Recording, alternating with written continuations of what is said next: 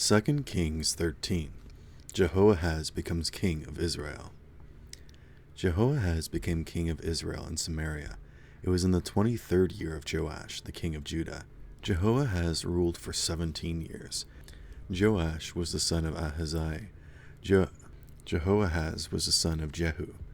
Jehoahaz did what was evil in the sight of the Lord. He committed the sins Jeroboam the son of Nebat had committed. Jeroboam had caused Israel to commit those same sins. Jehoahaz didn't turn away from them. So the Lord's anger burned against Israel. For a long time he kept them under the power of Hazael, the king of Aram. He also kept them under the power of his son Ben-Hadad.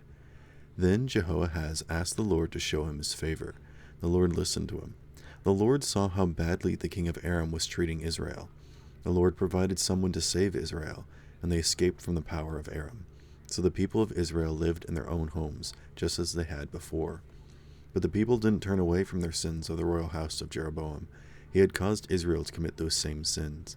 The people continued to commit them, and the pole that was used to worship the goddess Asherah remained standing in Samaria.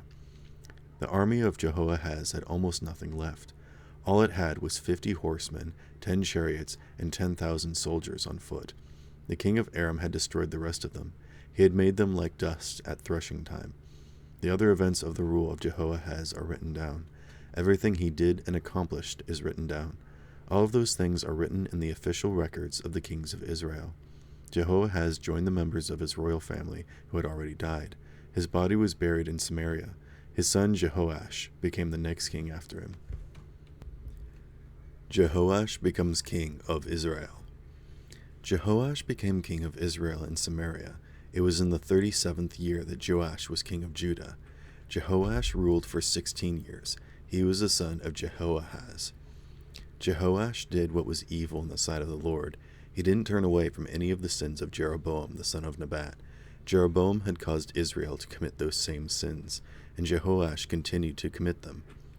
The other events of the rule of Jehoash are written down. Everything he did and accomplished is written down. That includes his war against Amaziah, the king of Judah. All of those things are written in the official records of the kings of Israel. Jehoash joined the members of his family who had already died. His body was buried in the royal tombs of Samaria. Jeroboam became the next king in Israel's throne after him. Elisha was suffering from a sickness. Later he would die from it. Jehoash, the king of Israel, went down to see him. He sobbed over him. "My father," he cried, "you are like a father to me. You are the true chariots and horsemen of Israel." Elisha said to Joash, "Get a bow and some arrows." So he did. "Hold the bow in your hands," Elisha said to the king of Israel. So Jehoash took hold of the bow. Then Elisha put his hands on the king's hand. "Open the east window," Elisha said. So he did. "Shoot," Elisha said.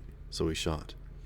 "That's the Lord's arrow," Elisha announced. "It means you will win the battle over Aram. You will completely destroy the men of Aram at Aphek." He continued, "Get some arrows." So the king did. Elisha told him, "Strike the ground." He struck it 3 times. Then he stopped. The man of God was angry with him.